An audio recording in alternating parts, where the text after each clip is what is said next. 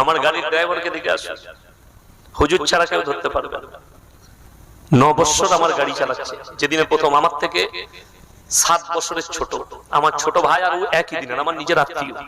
যেদিন আমার গাড়িতে চাপে তখন লরি চালাতো, হাতে সুতো, এক হাতে বালা, চুলের ডিজাইন আলাদা, জিন্সের প্যান্ট গেঞ্জি।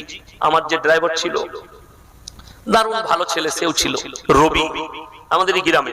হঠাৎ করে তার আব্বার ক্যান্সার দেখা দিল, এখন সুস্থ আছেন, আল্লাহ সুস্থতা দান করুক, খুব ভালোবাসার ছেলে আমার।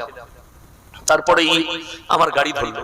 আমি জীবনে একে দাওয়াত দিইনি যেগুলো খুলে দাও, এগুলো করিস না, নামাজ পড়, চুলটা ঠিক কর, আমি জীবনে বলি।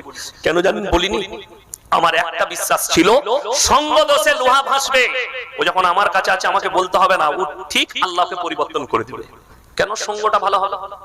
গুটকাও খেত, সব ছেড়ে দিয়েছি। গিয়ে দেখে আসুন।